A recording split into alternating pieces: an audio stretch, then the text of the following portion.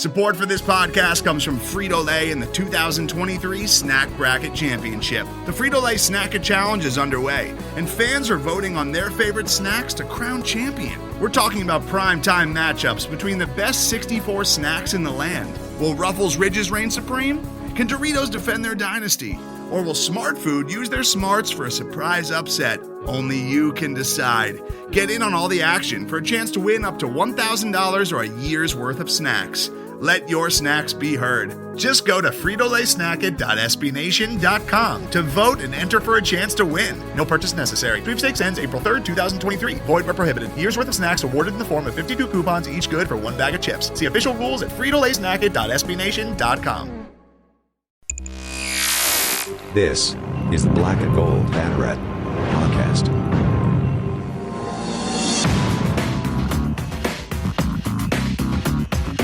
Now, here are your hosts, Jeff Sharon, Eric Lopez, and Brian Murphy.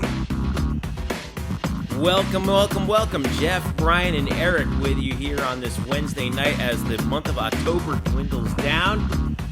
It's going to start getting cooler. We got a cold front coming this weekend. Eric Burris was right. Much to your chagrin, I'm sure, Eric Lopez, because you hate weather people. I think I prefer Danny Medina, our colleague here at Black Gold Banneret, got it right. She's always right. I think Eric Burris steals her material, personally. Well, all I know is that Danny's busy covering the hurricane that's hitting New Orleans, and we're thinking about our friends from Fear the Wave and all the folks up in New Orleans tonight who are dealing with another one of these storms. So keep them in your thoughts. In the meantime, but we're going to try and talk about a little bit more football here. Lots to talk about actually on this episode. Not just football, but basketball, gentlemen. Oh my God. Basketball season is all of a sudden right around the corner. We are exactly 1 month away, right? 31 days from the UCF men's basketball opener. Fingers crossed, right, Murph? Fingers crossed. That's correct. Against Oklahoma. Yep, at home. Financial on November 28th. Yep. So we'll be talking about that a little bit later, but we will also preview. Of course, we're going to talk about football. We're previewing the Houston game, and joining us a little bit later, Sam Rassenfoss and Dustin Rensink from the Scott and Holman Pawdcast, Pawdcast, talking about Houston. Good friends from way back when we even started our podcast. So lots to talk. So we break down Houston with them, but first, let's kind of just put a bow on UCF's victory over the Tulane Green Wave, 51-34, on last Saturday. It's winning is the great deodorant, isn't it? You come in, you get your first conference win. You're now 3-2 overall, and I know that there's an infinitesimally small chance that UCF can get back into the conference race at this point, but still lots to play for. Which bowl game you're going to go to? Can you finish off with a decent record that can set you up for next year? And I thought what was key in that second quarter was believe it or not, I thought that the defense really sparked the offense. On 4 consecutive plays from scrimmage, UCF got 4 sacks on Tulane at one point in the second half, or the second quarter rather, and that was key to their 27-0 outburst in that quarter prior to halftime when they were down 14-10 at the end of one. And we saw all kinds of weird stuff. We saw an 8.5-minute long game-ending drive by UCF. Really? It was. I never thought we'd ever see that. We saw a bad beat for all time, by the way, didn't we, Eric Lopez? Well, not really. I mean, it didn't make Scott Van Pelt's bad beats. So how did it not make Scott Van Pelt's bad beats? I give credit to Murph. He predicted it wouldn't, right, Murph? You didn't think. I mean, partly because I guess the result was kind of justified, right? I don't remember ever making any proclamation that it would or would not be on there. I thought it would be. I mean, for those of you who remember, the over-under for this game was 70 or 70. 2. Yeah. And UCF, the spread. The spread was 21. Uh-huh. The spread was 22. UCF up by 17. They have the ball on the 1 yard line at the end of this 8-minute drive, and on second and goal at the 1, they take a knee to end the game. Mind you, they had first and goal at the 2 and ran it up the middle with Otis Anderson. Didn't take the knee on first and goal at the 2, and then Gabriel does take the knee on second goal at the 1. And then if you had UCF to cover, that went out the window. It happens. That's those. Well, I those mean, people are up and downs. It is. It's neither here or there at this point. But I can't believe Van Pelt didn't have that on there. But nonetheless, let's talk about the actual football here. Dillon Gabriel was outstanding once again for UCF. 26 of 40 for 422, 5 touchdowns. That's a career high, isn't it? He threw. Didn't he throw 5 just last week? That's right. Before that, well, so it ties his career. Yeah, yeah. So 10 touchdowns the last 2 games, over 1,000 yards passing the last 2 games for Dillon Gabriel. Greg McCrae. Greg McCrae had the quietest 25 carry, 162 yard game I've ever seen. Believe it or not, that was the first time this season a UCF player has rushed for 100 yards. 40-plus yards for each of Otis Anderson and Bentavious Thompson. Marlon Williams continues to light the world on fire. 9 catches, 174 yards, 3 touchdowns, including what I thought was the backbreaker on that 4th and 12 play in the third quarter that pretty much ended the game. Jacob Harris had 2 big catches, 96 yards, and 1 touchdown. And Jake Hescott got into the act as well. He had a touchdown catch. Richie Grant led UCF in tackles with 11. 2 sacks each for Randy Charlton and Kenny Tournier. It was overall, I thought, a pretty solid performance. And what I really liked about it, and I said this afterwards, in the 10 thoughts that I had afterwards, was I loved how UCF just kind of stepped on their throat. I felt like it was like we'd been missing that for a little bit, but in the second half, now granted they had a little bit of help with the field position because Tulane tried 3 onside kicks, all of them were unsuccessful. But to slam the door on them like they did in the third quarter, I think that was nice to see. And hey, a win is a win is a win. I'll take it any way we can get it. 51-34. Murph, what'd you think of it coming out? This is the best performance by the team all year, and I don't think that's arguable, considering what we saw from the offense. Which, I mean, yes, they put up 700 yards of offense against Memphis, and yet somehow they almost did it again against Tulane, while basically taking the fourth quarter off, just kind of slowing the pace down and just sort of running.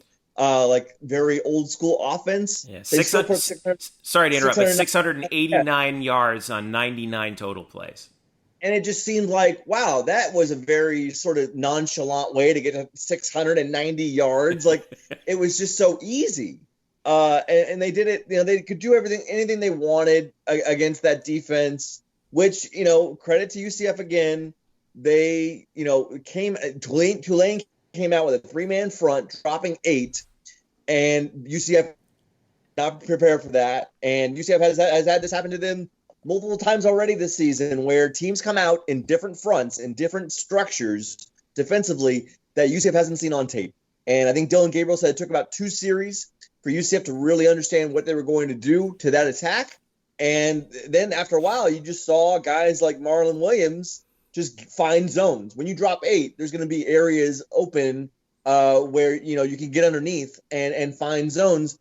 And they did that, and then they ran them, and then obviously they ran the ball. That's why they ran the ball a lot in this game, because they're only facing a 3-man front. So make a couple blocks and had the threat of the pass going. But that's why Greg McCrae was so successful in this game. And then defensively, yes, we can nitpick things. Not nitpick. There were still struggles here. I mean, the first drive of the game that Tulane had, in which they scored a touchdown, it was ugly. It was an ugly play on the defensive end for UCF, in which Eric Mitchell was apparently in coverage against Deuce Watts and looked completely lost, sort of just flailing in air.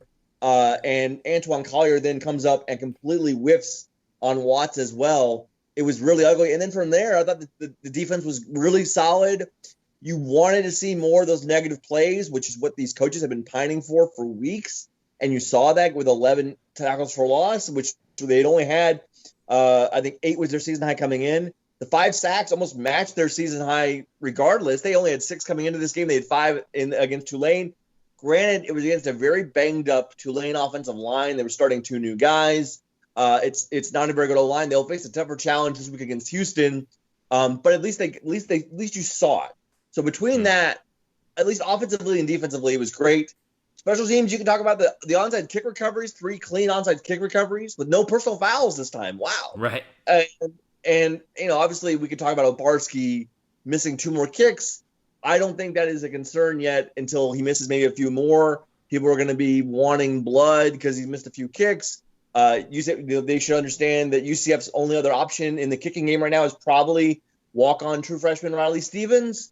So they're not going to make that move yet, and I think it's going to take another bad game or 2 from Obarski to have them to even think about it. Other than that, this game was perfect for UCF, as perfect as UCF can be. So it's encouraging. If we had talked about, UCF's halfway through the season, what do we think? If we talked about that last week after their 4th game, we would obviously have a different tenor to this conversation. Now to their 5th game, everything seems hunky-dory, but there's a big step up in class this week against UCF. Yeah. They could probably put Alan Curvin out there too, come to think of it. I mean, he was a place kicker and punter when he was at Eastlake, and the reason why I bring that up is because I'm a nerd about kickers. But anyway, Lopez, you always talk about the situation up front, and UCF certainly won that battle, right? I mean, when you run almost 100 plays and 60% of them are runs, you're winning the line of scrimmage, aren't you? Absolutely. And, we discussed it last week's episode, and I even mentioned it on the on our preview that we run out every week where we do the roundtable. Tulane going into that game was a top 10 in the country in running the football. They averaged about 230 yards a game on 5 yards a carry. They got 2 talented backs. And UCF defensively held them about 100 yards below that at about 3 yards a pop. Yep. And I thought they did a great job and really forced Tulane to throw the football. And actually, in a weird way, when Tulane scored early on the throwing the football with Pratt, I actually thought that worked out to UCF's favor because I think Tulane kind of got a little bit too pass happy there. The pass rush you mentioned, the 5 sacks. I mean, Murph and I talked about last week. They weren't getting any pressure on anybody until they stepped up there. Here's the thing. From a defensive standpoint, if they could play like that in the line of scrimmage, put some pressure on the quarterback, stop the run, and force teams to throw and force them into getting into a shootout when it comes to the passing game, UCF's going to be in good shape because there's nobody that right now is going to challenge UCF in the passing game in a shootout, the way Dylan Gabriel's playing and the way Marlon Williams is playing in the White House, which we'll get into in a second. So I think defensively that's a very positive step from the defensive line to get some pass rush and stopping the run. I thought they executed that very well in that regard and really set up, you mentioned it, and Josh Heupel has now mentioned this multiple weeks, complementary football. They haven't been playing good complementary football, and that's part of it is you don't have to be, shut down, every team and, get off the field after every play at 3 downs. It'd be great. Which was another stat. They got off the field on 3rd downs. UCF executed 3rd downs offensive. They won that battle too. But that's complementary football. And with this offense, that's all you need. You just need to be good enough. You don't need to be great. And that's what they did. And I think they set up the offense. And then Dylan Gabriel, we have to mention Dylan Gabriel, Marlon Williams, because they're playing at a very high level right now. Dylan Gabriel's number 1 in the country in passing yards, passing touchdowns. He hit another game of over 400 yards passing. You realize that game, and I tweeted this out during the game, he has already set the school record for most 400-yard passing games in a career. He's done it all this season, 4 games. The previous record was held by Ryan Schneider and Dante Culpepper. He is setting the bar very high. We've had our listeners, J.P. Gilbert, Sam Ungers tweeted at us about what do you think about Dylan Gabriel? Where does he stack up? I don't want to get into the where does he stack up all-time list. And they asked about the draft prospects, and that's been some chatter. I think that's a year away, but he is definitely climbing up that ladder to the point where, I think there will be conversations down the road that, Dylan Gabriel could be an NFL prospect a year from now that we'll have that discussion. And I think he could have a chance to have a lot of the significant passing records by the time his time is done here at UCF. But again, a tremendous job. But a shout out to Marlon Williams. 54 receptions, 753 yards, leads the nation in both categories. Even though he's on pace to break the school record for most receptions in a season, which is held by Mike Sims-Walker at 90. He did that in 12 games, Mike Sims-Walker. Right now, Marlon's on pace to break the record in 9 games. Yep. He's also on pace to break the record of receiving yards, which was broken. It was held last year by Gabe Davis, broke the record last year. He had over 1,200 yards. He's on pace to break that record. If he keeps this up, we have to start pushing him for the Biletnikoff Award, which surprisingly, with all the great receivers we've had, I don't believe we've ever had a finalist even for the Biletnikoff Award. And I get it. People are going to point to the Power Five with that. They've won the last 20 Biletnikoff Awards. I think you got to go back to Troy Edwards in '98 for La Tech to win the Biletnikoff. But he should be strongly considered, and he has been. I've been amazed at how much he has stepped up. And I want to play this. Murph, you asked Josh Heupel about this. Marlon Williams stepping up, especially with the Trey Nixon injury. Once you lost Trey, that's a big part of your offense there in week one. After that, and even though Marlon had a good game against Georgia Tech, but after that game, did you see Marlon maybe in the week after with practice and the weeks going forward, Marlon know that he had to take on more of the bulk role of getting more targets, more receptions? Did he know that he had to step up even more with Trey out of the lineup? I think every game unfolds a little bit differently. I mean, there's matchups that you're trying to attack as you go into a football game, and then you make adjustments during the course of play. I don't think Marlon has approached practice any differently, from the beginning of training camp to after Trey getting injured. Did he feel like he maybe was going to get more targets because of that? Maybe, but I think he's just taken advantage, and he's played each play really independent of itself. He's done a really good job, in my opinion, in that way, growing, and even when the ball's not coming to him as the primary target, he's continued to find the open zone, and all of a sudden there's scramble drills or Dylan works through his progression, and he's been in the right spot at the right time. And I think that's just part of his growth as a football player, and understanding that every play matters, and I got to do a great job when I'm the primary target or when I'm not. He does a great job on perimeter screens, blocking.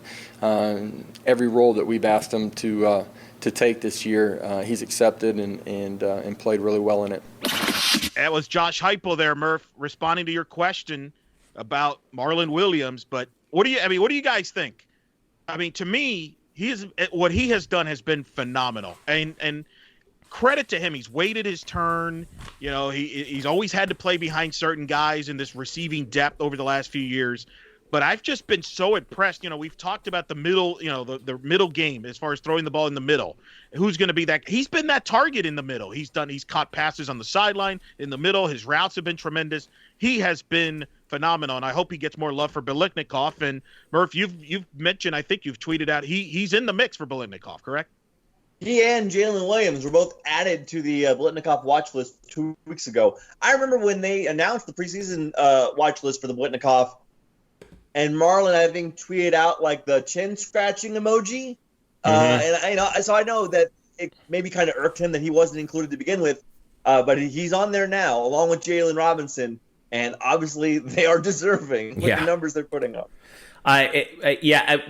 The part that you brought up that I thought was amazing, Eric, was, like you said, he's on pace to break these school records in 9 games. The most games that UCF can play, assuming total chaos doesn't happen and UCF gets to the conference championship game, is 10, right? So 9 regular season games plus the bowl game. If he plays in 10 games, which, who knows, if UCF gets to a bowl game, he may let's be fair. In fairness, 2020, nothing's guaranteed. Right. We don't know what's going to happen with that. Right. Especially as we're starting to see bowl games actually go by the wayside. But if he plays 10 games, he could very easily have 100 catches and 1,500 yards, which would be all-time records, obviously, at UCF, and just tremendous. It would be in the conversation. Would be amazing. It would be he would be in the conversation among the greatest individual seasons that any UCF football players had. Right. I think Kevin Smith obviously is number 1 at the bar. I don't think you could top that. But after that, Dante in '98 is a pretty good one. 98, Milton 2017 obviously was great. But I mean, but as far as maybe a wide receiver, who's had a better season than this if he can continue this trend and this pace? I think he can make the argument this could be the greatest season we've ever seen a UCF wide receiver ever have. Yeah. Well, Walker in, what was it? 06. 06, yeah. When he had 90 catches that year. He had that 90 catches. A lot of that was because Brandon Marshall obviously left early, so he was the main guy. But the thing that nothing against that year, and I covered that year, he was tremendous. But that team went 4-8, so a lot of times they were trailing. Marlon's doing this in all scenarios in the game. Like you mentioned earlier, Jeff, one of the big back-breaking catches there on that fourth down to touchdown to break the game open. I mean, he's making big plays in every scenario. And teams, you got to think, right, that teams are planning for him a little bit. And to me, that's the thing that's been so impressive. Despite that, he is still getting open and making plays. And not to mention also his physical gifts as well. I mean, he's bigger than he looks, and he already looks pretty big. He's like 6'1", 220 pounds, so physical. He's just I think Murph, correct me if I'm wrong. Like they were thinking about maybe him being a running back when he first got here. Well, he could definitely do that. I don't know if that was really going to be. That was probably not going to be his position, but he can do that because he's pretty thick for a guy of his size. He's not a big guy, like stature wise, but he is a broad-shouldered kid, and so that's what makes him really tough. I mean, that's what really can enable him to run over the middle of the field. Is he's got some speed, but he's tough as nails. Yeah, he's tough as nails. He's hard to tackle. I mean, I don't want to. Can we also bring up like just these three numbers about Dillon Gabriel? I know some of these numbers are a little old, but I just love the symmetry of this all. Okay. I'm gonna throw out three Dillon Gabriel stats, and a couple of these are from the Memphis game, but I just love this. Dillon Gabriel in the Memphis game was the first QB to throw 600 yards and 5 touchdowns in a loss since Patrick Mahomes in 2016. Dillon Gabriel in the same game threw 2 80-yard touchdowns. The first FBS quarterback to throw 2 80-yard touchdowns in a single game since Patrick Mahomes. And now Dillon Gabriel has thrown for 2,178 yards through 5 games. The only quarterback to have more passing yards in any college football season in the FBS level was Patrick Mahomes after 5 games, and it's amazing. That is just crazy. The Mahomes guy. Whatever happened to him, by the way? I heard his dad was a good pitcher. Yeah. Well, you would because you're a baseball guy. Thanks. Yeah. It was pretty good. I watched that pitcher play too. But that's why. You mentioned the Mahomes thing. That's why you've heard some chatter this week. I mentioned J.P. Gilbert, who's a loyal listener of the show here, and Sam Unger. They've brought up the fact about his draft prospects and how good, talent, where can he rank up? I mean, some people, what round? I do think he could be a pro prospect a year from now. He's not eligible this year, but I do think that chatter will pick up next year if he continues in this forward trajectory because he can throw the football. Just watching him throwing the football from the pocket and wherever is as beautiful as it gets. Mm-hmm. I don't think, guys, and you tell me, Jeff, maybe Culpepper and Schneider, those are the three. To me, those two and Dillon, to me, are the 3 best pocket throwers I've ever seen at UCF. I think McKenzie was the best when it comes as far as out of the pocket thrower, but as far as just standing in the pocket and hitting targets with accuracy and with depth, with every throw you can make in the field, I think those 3 stand out, and Dillon could be as good as, if not better than those guys by the time his career is done. Yeah, he's got the kind of arm talent that you can't teach, really. And this is actually one of my favorite stat from Dillon, and we'll go to break right after this. But this is from ESPN Stats and Info. Dillon Gabriel is the 3rd player in the last 15 seasons with 400 passing yards, 5 passing touchdowns, and no interceptions in consecutive games. The only other 2 to do that, Jared Goff in 2015 and Joe Burrow in 2019. Burrow, of course, did it in the college football playoff. What do those 2 guys have in common? They both got taken number 1 overall in the NFL draft. So, Dillon Gabriel's size is not the impediment it used to be, right? He's 6 foot, 185. But small quarterbacks are not shied away from like they used to be. So that is not going to dramatically cost him draft stock. Yeah, and the other thing is that,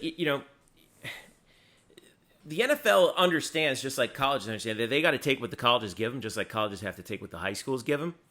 And some genius offensive coordinator, I think, is going to take a look at him and be like, I can work with this kid. And, we've already talked about how good his field vision is. He's just mobile enough to get downfield. I would like to see him work a little bit more on the pocket presence because I think sometimes he rolls to the wrong side when he knows that, and then he kind of runs around in the pocket a little bit. But again, those are things that he can easily fix and easily correct. So I think the future is still bright for Dylan, and whatever we have here in these last 4 games, this is going to be fun to watch. Speaking of which, when we return, we will preview UCF against Houston it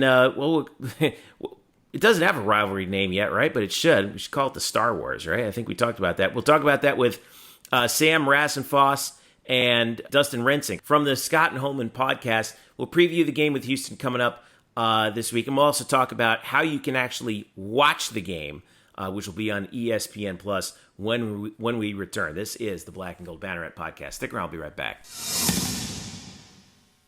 Today's episode is brought to you by Cars.com. With over 2 million vehicles and 50,000 more added every day, Cars.com will match you with the perfect car for you, your budget, your life, your style. And if you're ready to say goodbye to your current car, Cars.com will get you an instant offer to cash it in. Just start by entering your license plate and get matched with a local dealer who will write you the check. So whether you're looking to buy or sell, just go to Cars.com. It's magical. Welcome back to the Black and Gold Banneret Podcast. Jeff Sharon, Eric Lopez, Brian Murphy with you. UCF_Banneret on Twitter, Facebook.com/Black and Gold Banneret. And of course, blackandgoldbanneret.com, where we are SB Nation's home for UCF sports. Your UCF Knights will be taking on at 3-2. We'll take on the Houston Cougars in Houston on Halloween, Saturday, 2 p.m. in their next game, fresh off that victory over Tulane. We'll get to Dustin Rensink and Sam Rassenfoss in just a little bit, but I just wanted to give a little bit of background to the game for UCF and Houston. The Knights actually lead the series 6-3, and looking at actually the numbers that we all like to look at, guys. UCF actually started as a 3.5-point favorite according to OddsShark. That line has since dipped to 2.5. 63% of the money is on UCF. Here's what I think is fun, though. Over-under, gentlemen. 82.5. Woof. Yeah. Moved up a touchdown in the matter of days. I've never seen that before. And where it's literally moved up a touchdown. And according to OddsShark, 98% of the money is on the over. On the over 82.5. Yeah. This game might take about 5.5 hours because these teams also get penalized relatively. Although UCF, to their credit, this past week had only 4 penalties for 20 yards, and one of them was for having 2 guys wearing number 4 on the field at the same time for one of the onside kicks, which I think was hilarious. But and I think wasn't one of them, Murph, too, a false start on Dylan Gabriel?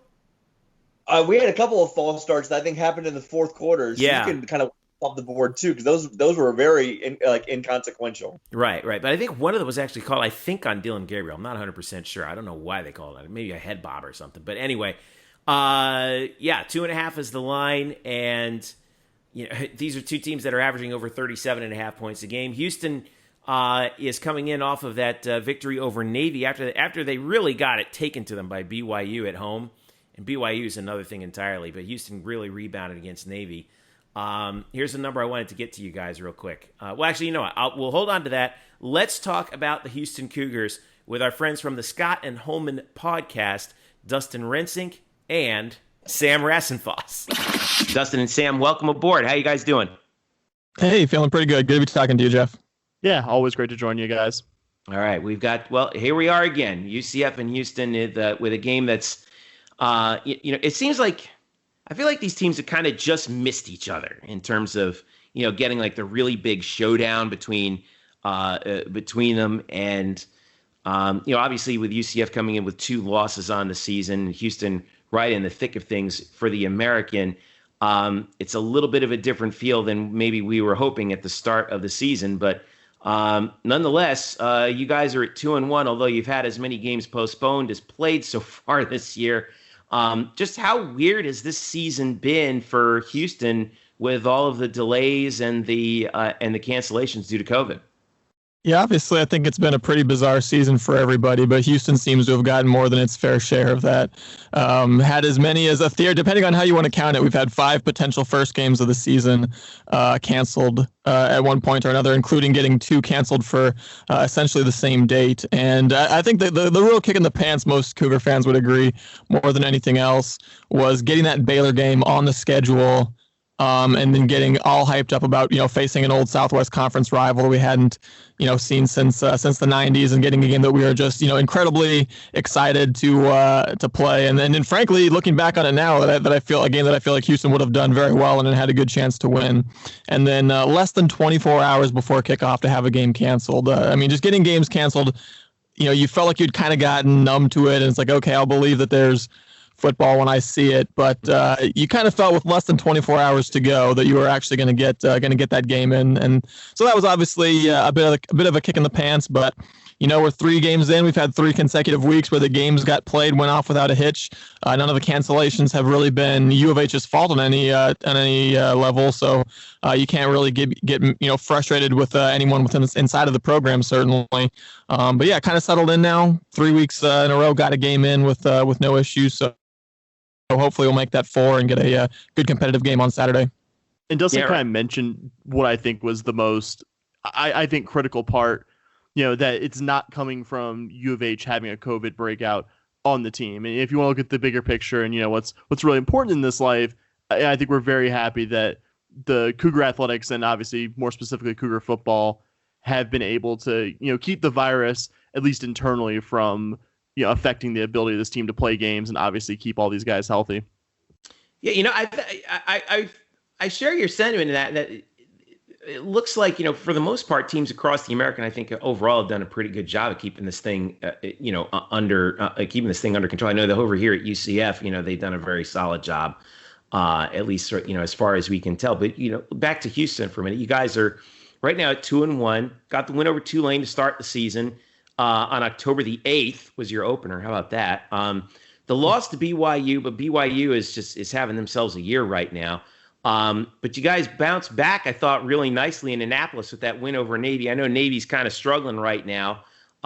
They got bombed by BYU earlier this year, too. I don't know what's wrong with them. But what's the feeling about the team's play on the field right now? Through this very early portion of the season? Are you guys where you expected to be?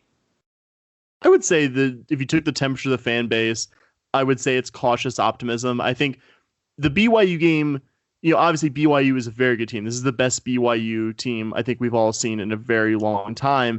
But it's such a kick in the pants to know that you were up 2 scores on them, and then gave up that 29-0 run to end the game. As much as there were a lot of positive takeaways from that one, I think this fan base has certainly experienced enough to not be happy with a moral victory against BYU necessarily, but there were still positives from that one. And I would say, if you're asking me and Dustin, I don't want to speak too much for my co-host, but I think in some phases the team is a little bit ahead of where we thought. I don't think either of us would have expected Houston to have an elite run defense. And, before, I think, garbage time, Navy had under 100 yards rushing, which this is not a vintage Navy football team, but to hold the Naval Academy in any year under 100 yards rushing in meaningful game action is just, it's the stuff of dreams when it's your defense. And I think we expected the run defense to be improved. There was a lot of experience coming back. You were adding the best player off last year's defense, Grant Stewart, who was moving from kind of his safety hybrid position to playing linebacker this year. But I think we would have settled for slightly above average. And I think that probably would have been my prediction, as opposed to, completely shut BYU's run game down, completely shut Navy's run game down, completely shut Tulane's run game down. And that's, to varying degrees, 3 teams that like to run the football. And just Peyton Turner, I would say, has been the guy maybe that came out of, I wouldn't say nowhere because he's been a multi-year starter, but Peyton Turner's really been the big breakout guy. He's finally harnessed that 6'6", 260-pound, whatever frame into, just being a terror of a pass rusher. And, Clayton Tune, I think we all expected him to take, a step forward in this offense. I think you saw promising things last year in what was kind of a lost season, but that he's thrown for over 300 yards in all 3 games this season has shown he's shown the touch. He's also shown the ability to stretch the field, which is something Dana Holgorsen is always going to want to do with his offense. And the most pleasant surprise may be, he's obviously not De'Aaron King in the run game, because I think very, very few, if any, quarterbacks in the country are De'Aaron King, in terms of being a running quarterback. But he's shown, I think, a really surprising ability to create stuff with his feet. I think once a game, he'll create something out of absolutely nothing and get a first down or a big chunk gain out of it, with his legs. If UCF doesn't respect his ability to run, that will be something that, happens on Saturday. Just, I think, so maybe I would sum all that up to say slightly, ahead of maybe where we thought the team was, and cautiously optimistic about what we've seen through 3 games and albeit a very weird season. Go ahead, Murph. Guys, yeah, I think the one thing that stands out, obviously, when you watch just Houston's offense, is Marquez Stevenson, and just how electric he is. Watching the game against Navy, I mean, they line him up in the slot, and he gets matched up on a safety, and it's just a no contest. And then he gets a screen late in the game, and it just, he gets a block, and that's great. But, just to watch him get around the corner and completely burn everybody else to really salt that game away, how much does Marquez really sort of make this offense go? Even though he's a wide receiver, you got to get the ball into his hands, correct? Yeah, he's absolutely someone that has to be involved in the offense. And you saw, not that Houston didn't have any offensive success against BYU, but one of the things that kind of hamstrung them is that BYU did a really good job of, no matter where Marquez got lined up, they found him and they double teamed him on most plays. They had him bracketed more often than not. And both Tulane and Navy failed to do that nearly as successfully, and he made him pay, because, kind of as you mentioned, he can hurt you in a lot of different ways. If he gets the ball short, if he gets a block and he gets any kind of hole, he's going to be long gone. And certainly, if he gets a favorable matchup, the Cougars will look for him on the deep ball as well. And even in special teams, he can hurt you. He's had multiple kick return touchdowns, including one against Tulane already this year. So if UCF, if any one kick, basically any kickoff this year for U of H that isn't into the end zone, you're going to be holding your breath, because Marquez Stevenson can certainly hurt you in the return game as well. So I think one of the really positive developments has been seeing some other guys step up in the receiving game as well. Keith Corbin has been a big part of that, someone that was one of the many guys that took a red shirt last year and ended up coming back, and he's looked really good so far. He's a big physical athletic receiver whose biggest issue has been kind of some inconsistent hands, but through 3 games he's looked really good, really sure-handed. Trayvon Bradley as well, another guy that's been able to catch some passes, make some things happen. So I mean, the good news is that Marquez Stevenson is not the only receiver that Clayton Tune is going to look for, but certainly he has an unparalleled ability to make something out of nothing and to just make some big plays appear seemingly out of nowhere. And that's not a knock on anyone else's playmaking ability on the Houston receiving roster. Like I said, certainly some other guys that can make a play. Tank Dell, a JUCO guy that really feels like he's about to break out and have a huge game any day now. But Marquez Stevenson, you imagine, has to be the first guy that the defensive coordinator is going to worry about every team that Houston faces this year. What about, I guess. Oh, sorry, Brian. Go ahead. No, you go ahead, Jeff. Go ahead. Oh, I was going to say, what about just the offense in general? You're on year 2 under Dana Holgorsen. Has he now cemented his system in Houston, and how has it been different from, or has it been to expectations, or how have things been different from previous regimes in terms of just how things operate for the Houston program right now? I think to the first part of your question, yes. Just something that was very apparent by about the second, third quarter against Tulane was just the offense. There's so much more. Dustin, I think you used this word when we recap the Tulane game: intentionality. It looked like the offense had a plan. Like last year, you would see a big play here and there. The offense was reasonably good for a not great offense last year, running the ball, but you weren't entirely sure what they were trying to do, and just. It seems now like Dana Holgorsen and Clayton Tune seem to be on the same page of what they want to do. It's very clear. I think it's looking a lot like his West Virginia offenses in terms of the run game is very much a part of it. Kyle Porter, his numbers won't jump off the page at you, but he's been very much the workhorse for U of H this year. A guy that we've seen out of the backfield a little bit. He had a really nice catch and run for a touchdown against Naval Academy on Saturday to kind of salt that one away.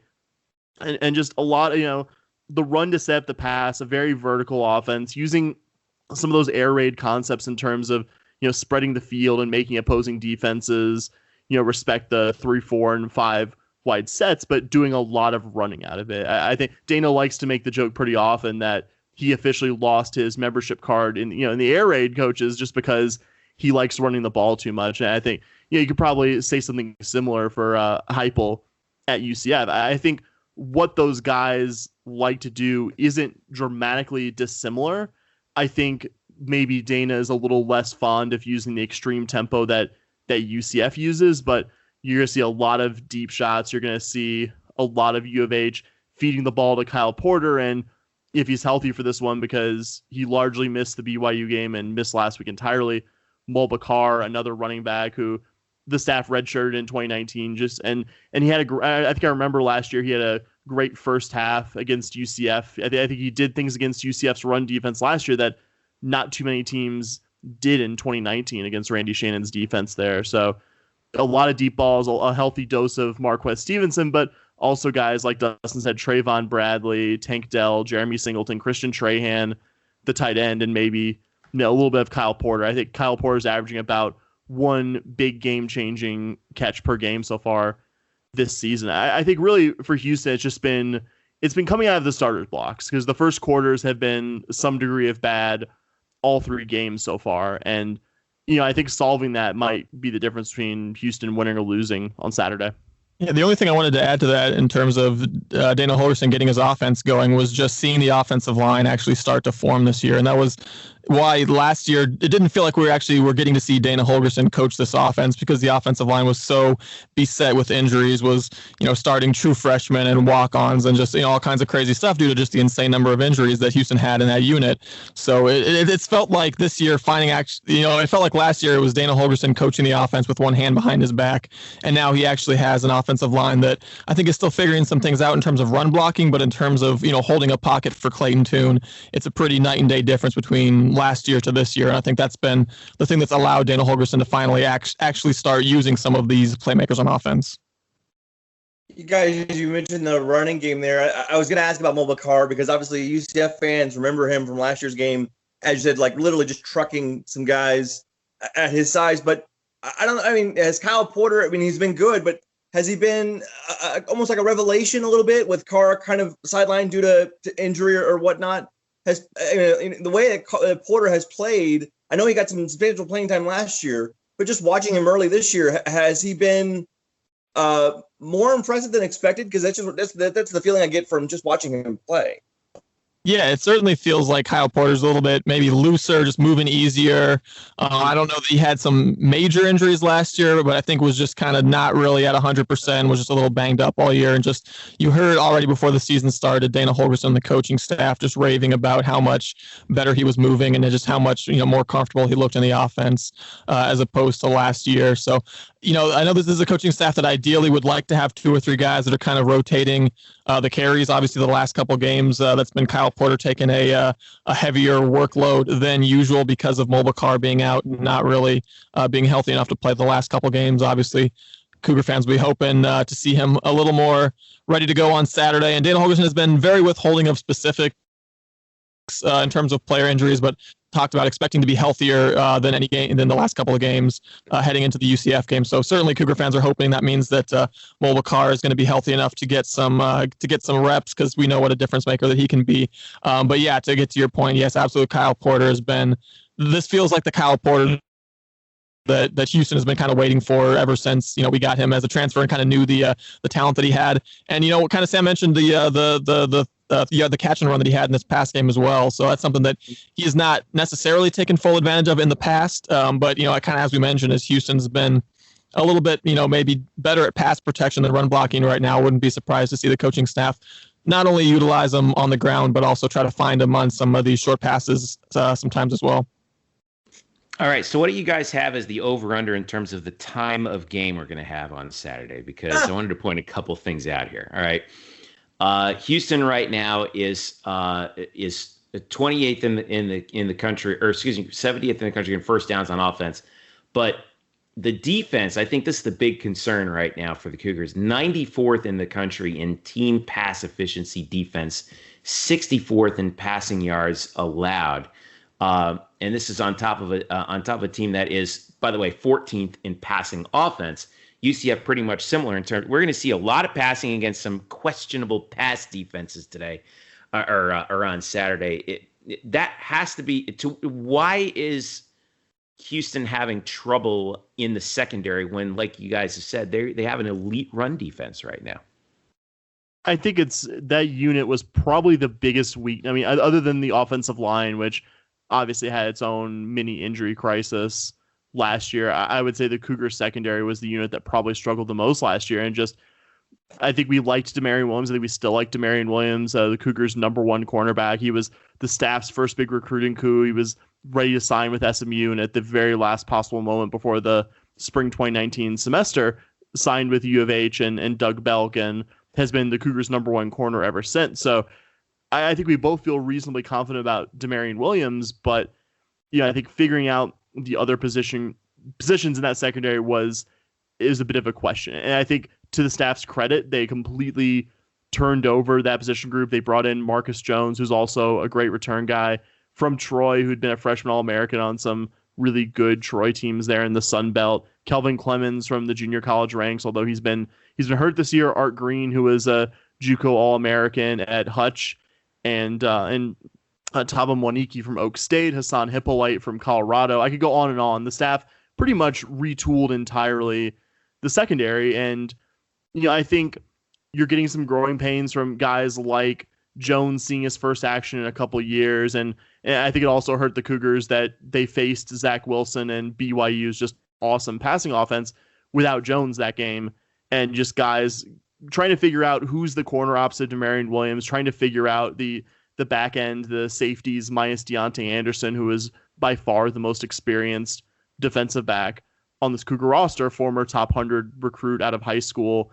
And so I think it's just been trying to figure out who the best guys are, life without Deontay Anderson, and also Garrison Vaughn, another guy who played a bunch last year who got hurt against Tulane, figuring out the right combination of guys. And just, unfortunately, you have to kind of grow with these guys as they get Division I reps. In Jones' case, shaking off the rust of sitting out a full year. In the case of guys like Art Green and Jace Rogers, guys who come in with good JUCO resumes, Division I games, a whole different animal. And you got to kind of, sink or swim and see, can these guys handle going up against, Division I receivers? And in the case of most of the teams on UH's schedule, really good Division I receivers. Certainly what they're going to be facing, against UCF on Saturday, it's going to represent really good, really fast opposing receivers, guys who they probably weren't seeing week in, week out when they were playing JUCO ball. And I think getting Deontay Anderson back, the open question that will be a big deal for U of H on Saturday.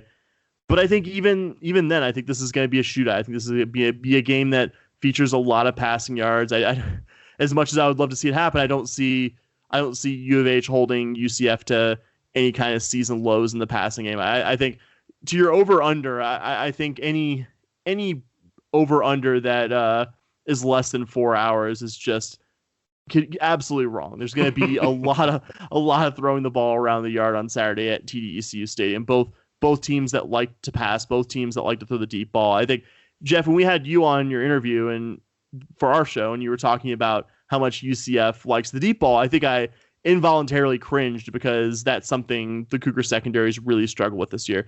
Even in the Navy game, to single out the one or two things I was sour on from that game was that Dalen Morris in the Navy offense, which not exactly a passing juggernaut, although Morris did do a good job. I think guiding them with his arm to a win over Tulane, just insane comeback there earlier this year. If Navy's kind of gashing you in the pass offense, I think that should probably raise some alarm bells. And yeah, Cougar run defense, as good as any as I've seen in 4 or 5 years. Cougar secondary will just very nicely say work in progress.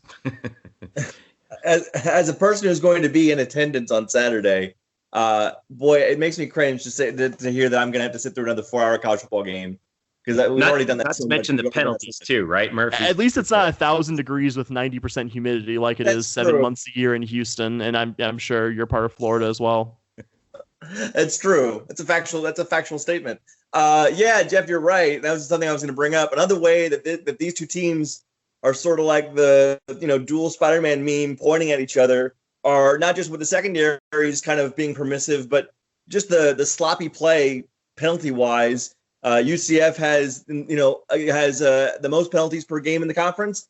Houston second most. Houston has the most penalty yards per game in conference. UCF second most. For UCF, the issue has been for most of the year false starts on offense, although they've cleaned that up recently, and then defense just sort of bad post snap after the play personal fouls. What has been the issue with Houston and all of the fouls they're picking up? What can be done to clean it up? Yeah, I think Houston's been kind of all over the place with penalties. I think just about every penalty that there's a rule for, I think Houston has gotten flagged for at least once this season. During the BYU game, you saw a lot of just kind of some more after the play stuff. You had Kyle Porter decided to headbutt a player after a play. Patrick Paul, one of the offensive linemen for Houston, picked up a kind of just silly personal foul as well. And then getting into this past week against Navy, it just felt like some more kind of procedural stuff. So I mean, some of that I'm willing to chalk up to it taking so long for Houston to play a game, not getting a game in until a week into October, as you mentioned. So it felt like it was trending a little bit in the right direction in the Navy game. And Dana Holgorsen has been saying for basically since game one that game 3, game 4, game 5 is when you kind of figure out where who your team is. So I know Dana Holgorsen not happy. Obviously, no coach is happy to be one of the top 10 most penalized teams in the country, like both of these teams are right now. But Dana Holgorsen's been talking a big game about cleaning that stuff up, and like I said, it felt like we saw maybe a little bit of a feint in the correct direction in the Navy game. So certainly the Cougar fans watching will be hoping to not see another game of 10 plus penalties and 100 plus yards, which has kind of been the par for the course so far. Yeah, I mean we've seen that too, at least here, and like Murph said, UCF has cleaned them up as well, especially the gosh, what was it? The ECU game. There were 7 false starts in the first quarter, 4 of them before they even took a snap. I mean, it was atrocious, but well, we may see quite a few penalties. We might see quite a bit of passing, quite a lot of points.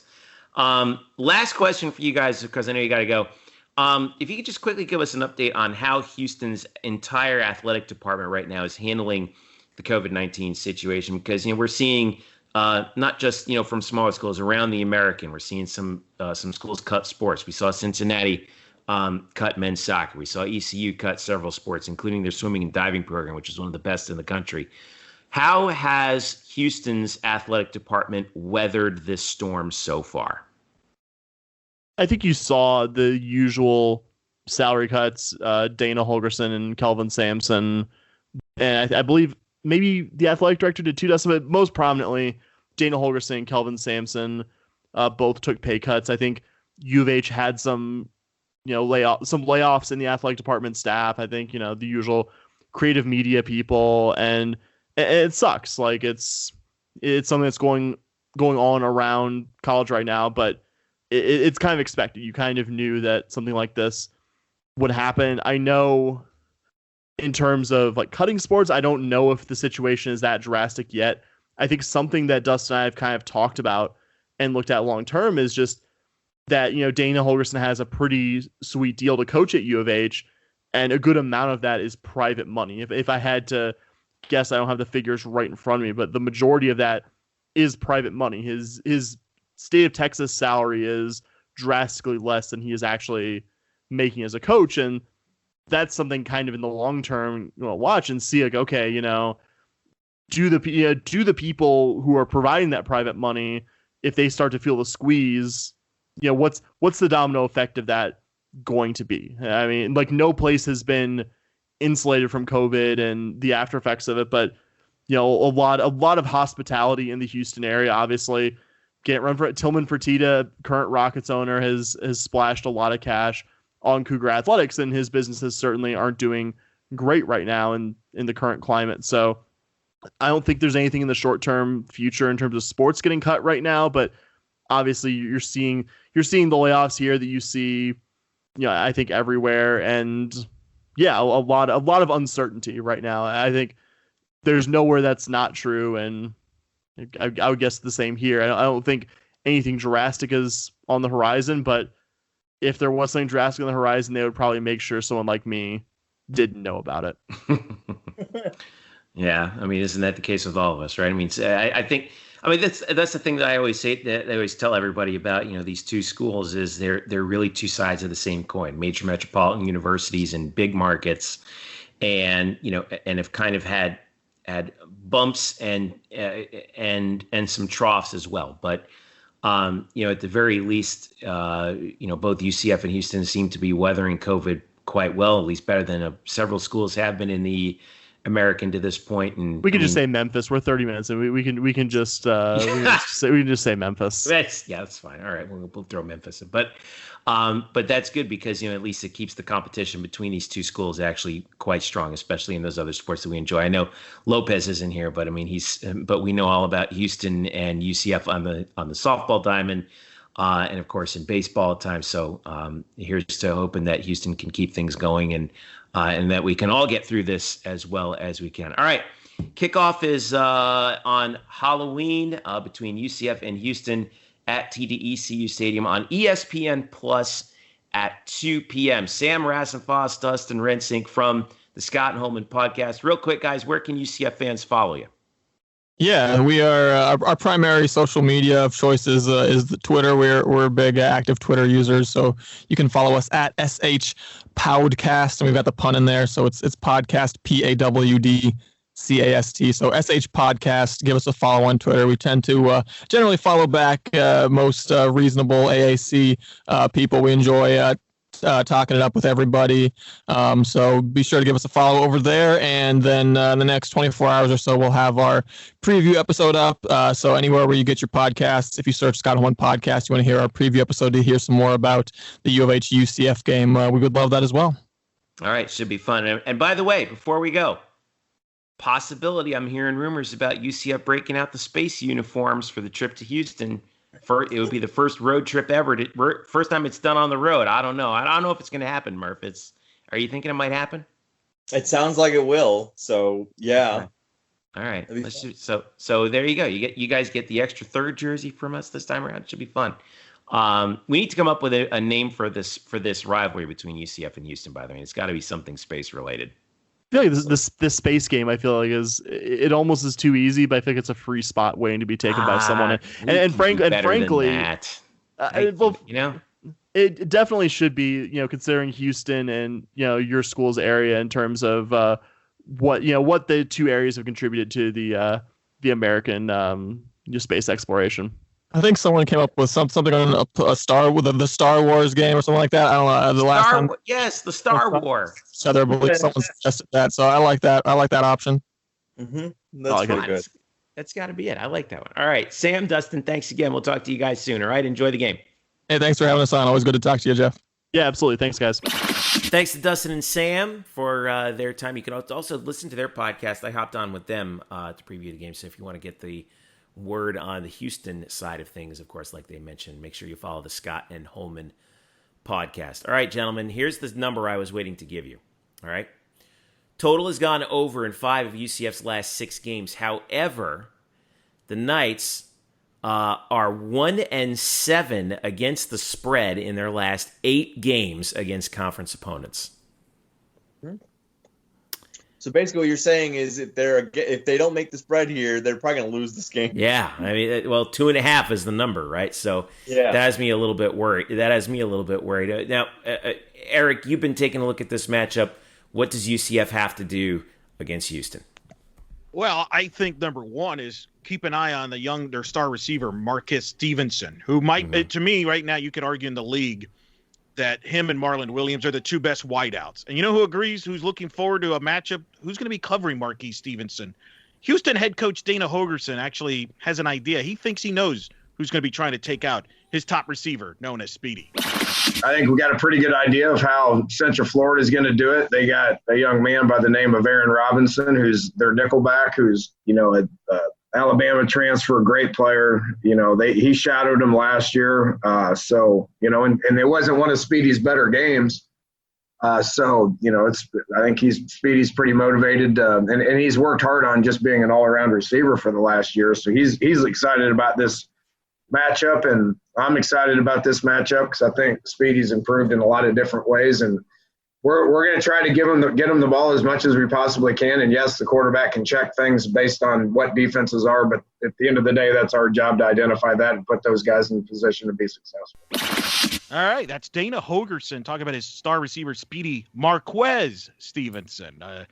What do you think, guys? Talking about him expecting to be matched up with Aaron Robinson, who was matched up to him last year and actually slowed him down at the game here at UCF that the Knights won. What do you think about that matchup? I think that's a key matchup because that's their best playmaker. And Robinson, I would say, is right now their best maybe cover guy. It's a key matchup, certainly, but I think that one of the interesting things is I would not be surprised to see Randy Shannon throw a couple different people at him. Don't you, Murph? Yeah, I think so too. Obviously, the guys from the podcast, gave us some options about who Clayton Tune is going to target. But obviously, everybody knows that public enemy number one for UCF's defense in this game out wide is Marquez Stevenson. And, to Aaron Robinson's credit, kept Stevenson to 2 catches for 10 yards last time in the game here at the Bounce House. But Houston got the ball in his hands as a runner a couple times. They could do that as well too on end rounds. They will get the ball into his hands on screens and crossers and deep shots, option routes, everything. Because he is just so explosive. It's anybody wants to go back and watch the 2 touchdowns he scored against Navy.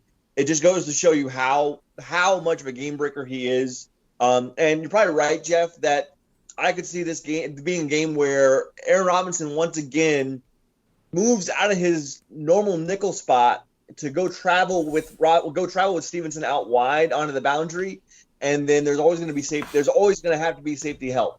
Whether it be Collier or Grant, McMillan or Gaines, there's got to be safety help over the top as well. And then you kind of just have Clayton Tune beat you with someone else. It sounds pretty simple to me. You know what I'd be interested to see? Like we saw quite a bit of Devontae Brown against Tulane. Devontae is a big kid. He's 6'2", 180. He's a freshman out of Plantation down in Broward. I would like to see Devontae Brown get a couple of shots at him because as good as Stevenson is, he's 6 feet tall, 190. That matchup could favor a guy like Devontae because that Marquez has been looking at film of Aaron just as much as Aaron's been looking at film of Marquez, right? So that I'd be really interested to watch to see if maybe they mix him up with that matchup there. As far as Houston's defense, yeah, sure, elite run defense to be sure, but boy, do they give up a lot in the passing game. And if you're Dylan Gabriel, you got to be licking your chops at that Houston secondary, which is already underhanded and or shorthanded, I should say, and really rebuilding at this point. Don't you think, Murph? Well, as we talked about with the guys, Houston's strength is in their front. Their run defense is really strong. UCF still that's not going to force UCF to shy away from their normal game plan of running the ball, but yeah, I think you're gonna see a little less conservative game plan in this game, either by necessity or really just out of the way they planned it. Conservative than you saw against Tulane, where they were almost forced to run the ball more often than maybe they would have liked, because that's what the matchup dictated. In this game, whether it's because you're behind on the scoreboard against a high-powered offense or you just want to take advantage of a pretty weak secondary, weak relative to the front of Houston, yeah, you're going to see Dylan Gabriel air it out a lot. Might he throw for 5 touchdowns again? I certainly would not bet against it. I think this is a game where you're going to see another 1,400 yards of offense, and I still think the over-under of 82 is still too low. We are talking about a UCF team that was in a game 2 weeks ago against Memphis that hit 99, and then last week against Tulane, who does not have the most explosive offense in the conference by far. The total hit 85, even though UCF basically took the fourth quarter off to run the clock out. So you're saying that 82, you're hitting that. What was that GIF? That's like that's bait. Yeah, right. That's bait. Yeah, that's a great line from Mad Max. Max Thunderdome. Yeah. It wasn't Thunderdome. It was Fury Road. But, that's right. Whatever. Anyway, yes. For me, I think the total in this game is probably in the 90s. I think both teams hit 40, and I don't really have any second guesses on that. It's gonna be a long game, like we talked about. There's gonna be a lot of penalties. There's gonna be a lot of points. Yeah, we're gonna be here for another 4.5 hours, so settle in. Hopefully, people have good internet connection to get ESPN Plus.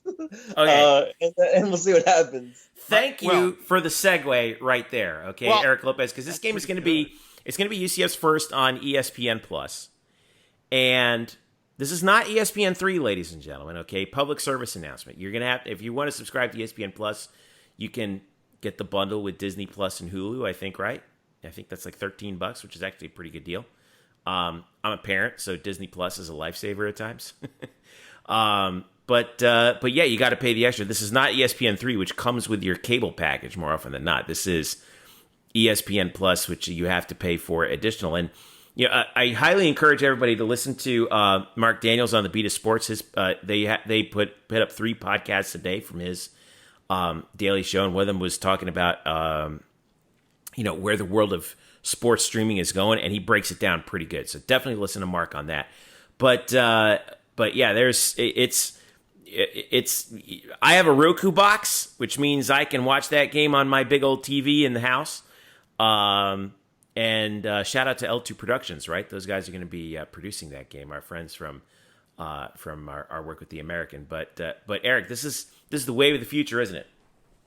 Yeah, I mean, that's where everything's going, is subscription, whether it be sports or entertainment. I mean, the networks are now coming up with their own sites to put on original programming.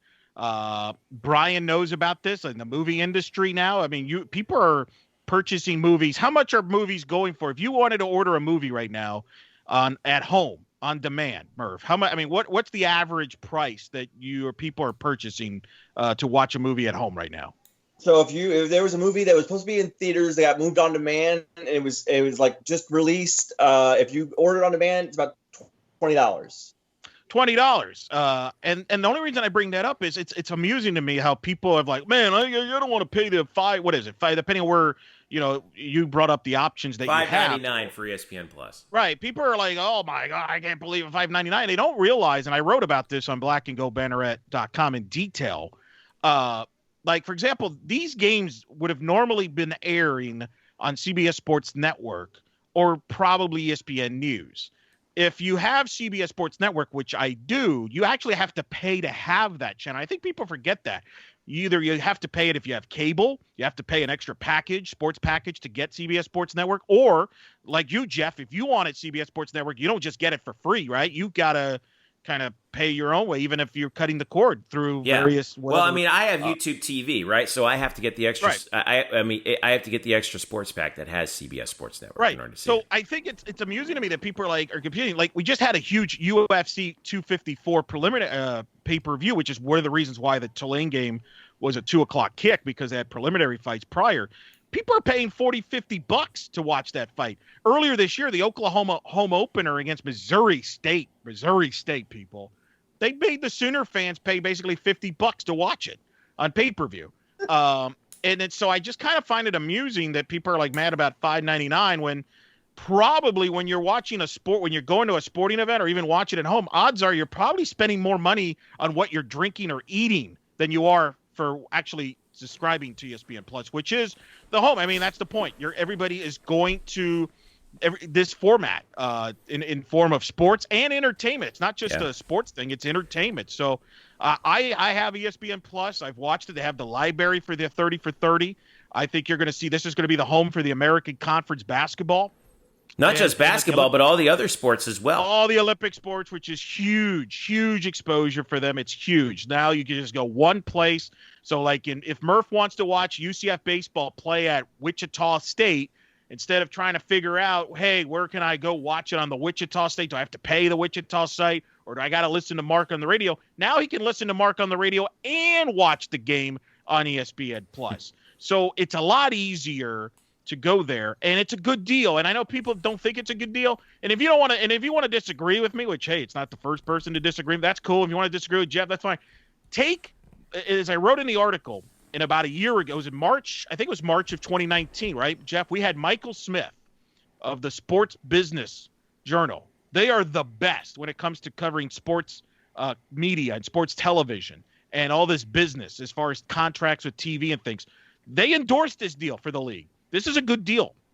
And he mentioned, and the Big 12 has got a piece of the action on ESPN Plus, and I think it's only a matter of time before you see the other leagues join in too. I think I would not surprise me in about 10 to 20 years if all of them, over 90% of ESPN content is on ESPN Plus, just because I think that's the direction this is going. Like, I think the days of ESPN3 are over. I think some of those ESPN channels like ESPNU and News might turn into ESPN Plus, and I wouldn't be surprised, and some would argue, and I think you're on this camp, Jeff, that 10, 20 years from now, cable television might be kind of like what VCRs are now, right? Kind of maybe. Well, I don't know if I would go that far, but I do know for a fact that, the cable, obviously the networks are going to pay a premium to try and get live sporting events, like your broadcast networks, your ABC, CBS, NBC, because they know how valuable that is. And actually, properties like ESPN Plus have made those properties even more valuable.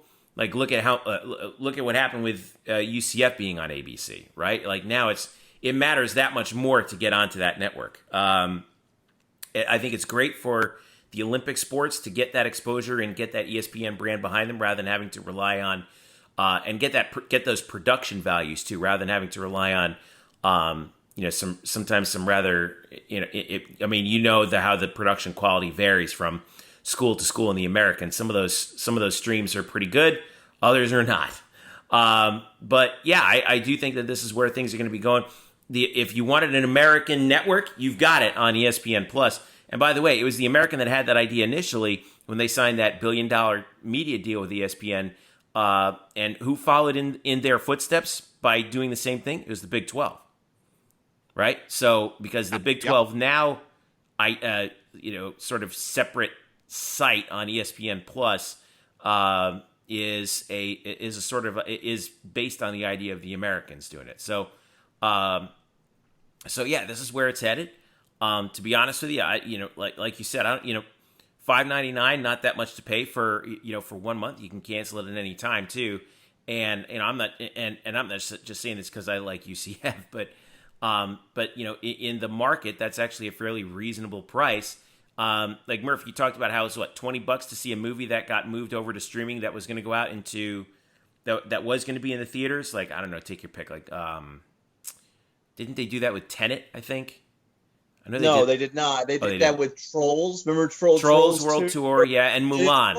The Trolls World Tour. They did it with a couple other films. They did not do that with Tenet. The Tenet they released in theaters, I would know because I was in one. And it didn't do well, and so theater movies are kind of on the back burner again for a while. But you said $20, right?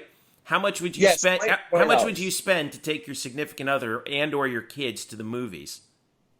I mean, if you let's say you're going with only one other person, you would like conservatively guess it's like $10 for a ticket. Conservatively, $10 for a ticket plus food plus parking. Plus the traffic of getting there, plus just like watching it with other people who might be disruptive to you, and not 40 minutes of preview trailers. Well, the trailers are great. Don't knock the trailers. The trailers are fantastic. Yeah, some of them are okay. Some of them are not. Whatever. Anyway, yes, the value here of watching a movie at home and paying $20 up front far exceeds paying a cheaper ticket price, but then dealing with everything else that comes along with the theater experience, which is just not convenient in these times. So anyway, that's my thing about. We're far afield, but you're absolutely right. So and real quick, again, people, we're giving up the exposure on ESPN News and CBS Sports Network, and I wrote about this again on blackgoldbanneret.com. You can check this out.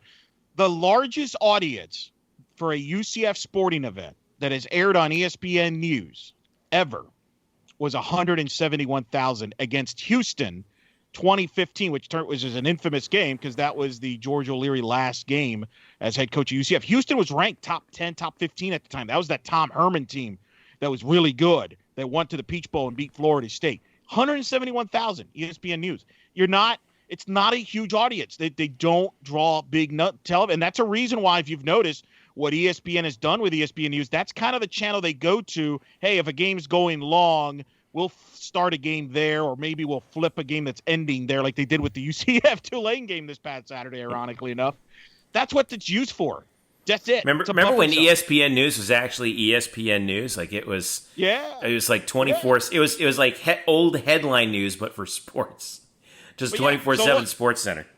But look, like I said, if you're a UCF fan, you're going to get used to it because you're going to all the UCF sporting events, sports are going to be here, home and away, and that's going to be good, and that's going to be big for all the programs at UCF because they're going to be able. It's a lot better to recruit when you tell your kid, hey, you can watch us now on ESPN Plus instead of trying to explain to them, hey, you go to this site and then go here, and then for this game you got to go here and there. It's instead of going in 10 different directions, you're going in one direction, and I think that's a win for everybody on the field. And I think it's a win-win for everybody. All right, ESPN Plus, 2 p.m. By the way, last thing, Murph, are we going to see the space jerseys again?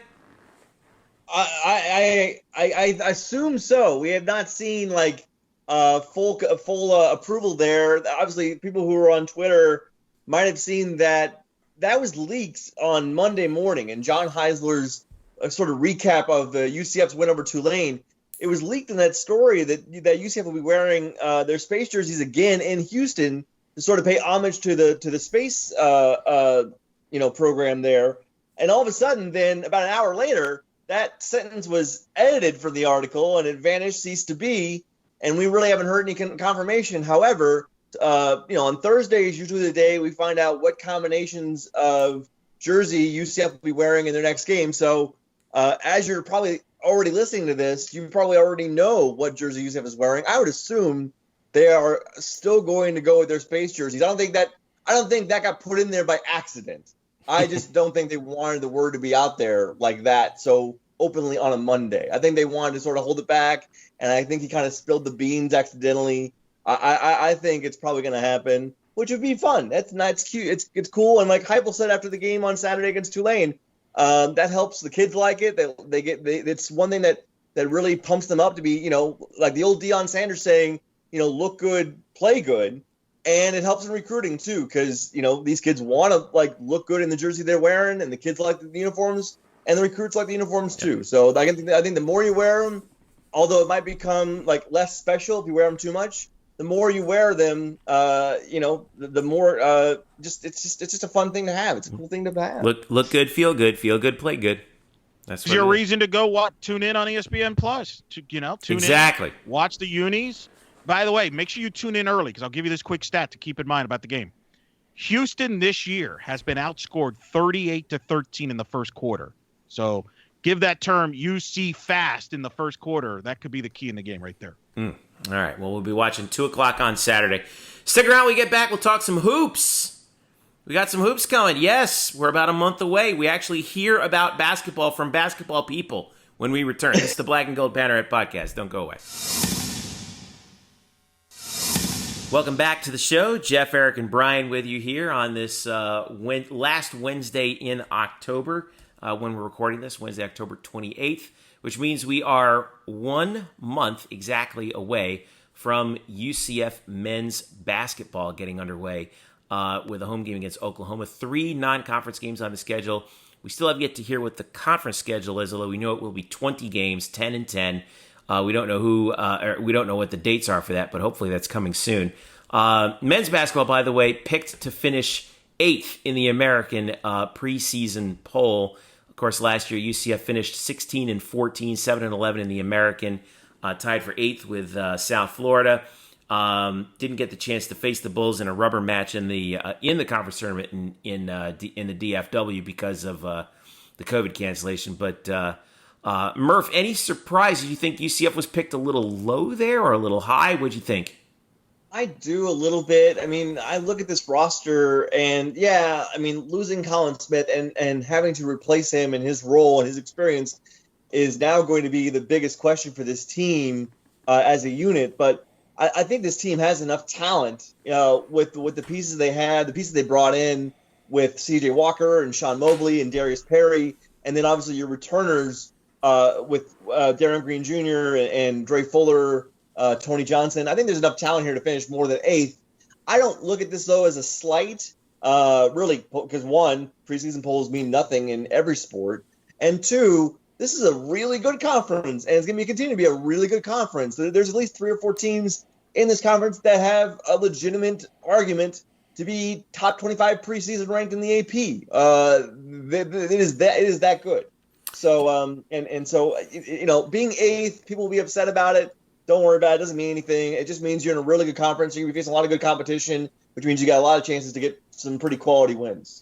Houston was picked first with 9 first place votes. Memphis second with 2, followed by SMU, Cincy, South Florida, Tulsa, Wichita State, and then UCF, with ECU, Temple, and Tulane bringing up the rear. Caleb Mills of Houston picked to be the preseason player of the year. No UCF players on the preseason first or second team. Just a little bit more bulletin board material. Meanwhile, on the women's side, Eric Lopez, we heard from Coach Abe this week for the first time. Brittany Smith was named preseason all-conference first team. Certainly well-deserved. UCF picked to finish second in the conference. Remember, UConn's gone now, so UCF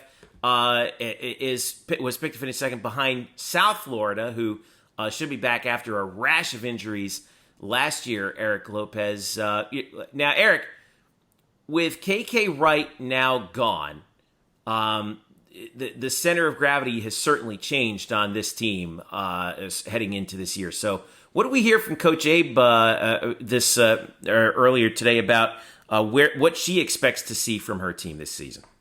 Well, yeah, she mentioned the fact that I was with no KK. This year, this team's really, she expects to be the strength be inside and the scoring to come inside with her low post players. They're very deep inside, led by Brittany Smith, but not just her. They got a ton of players. And she even mentioned this here on Wednesday, and this in her 5th season, that this team is going to be a little different than last year. Obviously, they depended on the backcourt. This year, it's all about the front court.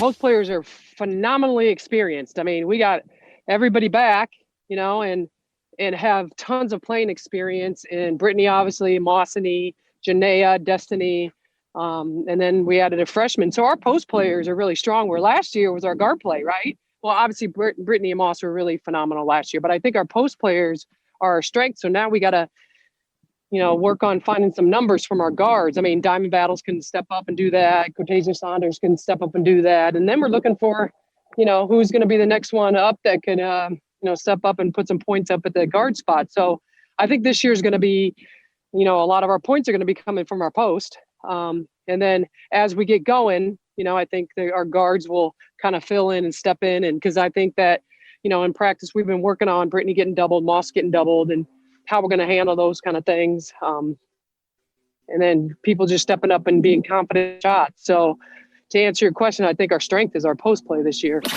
That was Coach Abe there from the media availability. We'll hear from her in a moment as well. But, Jeff, I want your thoughts on this. I mean, we know this roster. I mean, this team, and you mentioned South Florida and UCF, and I think it's so fascinating.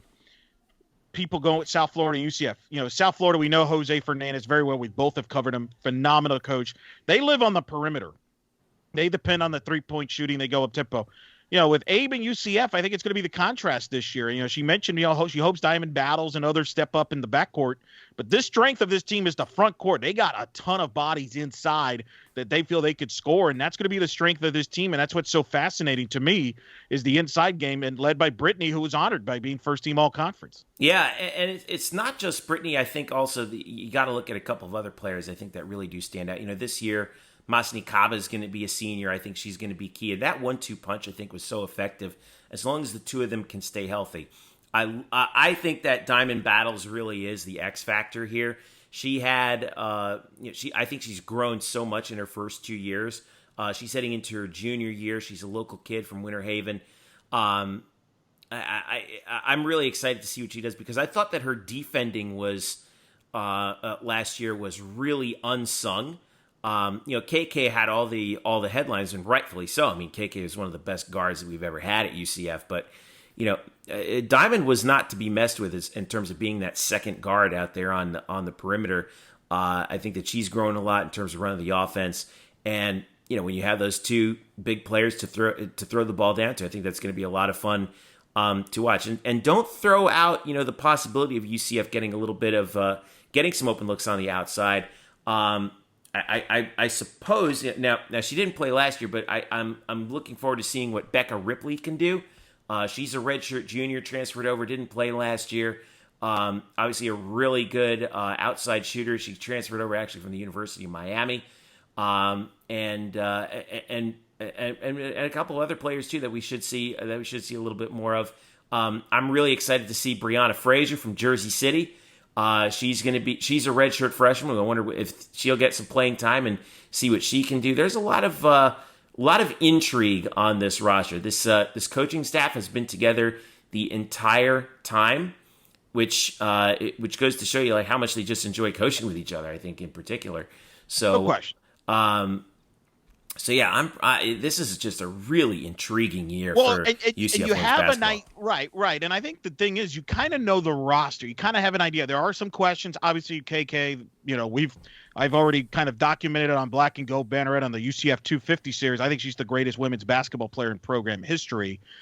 But there's very few questions about the roster in comparison to the men. And I think one of the reasons the men was ranked so low, there's still a lot of questions about the roster as far as, for example, is a CJ Walker going to get cleared? Is he going to be eligible and play and so forth? Obviously, Colin Smith. So I think from the outside, there's more questions about the men's roster, which is why they're ranked lower. As the women's, you kind of have a better idea. I think the big question is going to be who takes over the offense with KK out. Do they have enough? Is it going to be a balanced scoring? Is the scoring going to be inside? You mentioned, Jeff, the perimeter. And what's so fascinating is this is such a unique year, obviously, with everything with the pandemic. Both the men and the women are going to be playing 20 conference games and playing the conference tournament in Texas, up from 16 games. I asked Coach Abe about that. I wondered about your thoughts, the league going to 20 games, of course, no UConn, but also the conference tournament going to Texas. Your thoughts on some of the tweaks there as far as the league's concerned?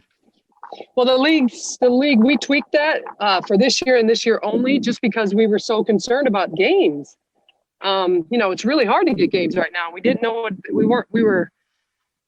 the league and the head coaches, we've had many conversations about what to do. And we just talked about that. Like this year we're going to have to, because we can control our conference and our schedule. And, if we miss a game, we can reschedule, but out of conference, if you lose a game, you're probably not going to be able to reschedule that. So, we talked about that a lot, and that we're going to play 20 this year and go back to 16, after this year, hopefully, hopefully this COVID is going to go away. So we just really wanted our players to have an opportunity to play and have as many games possible to play this year.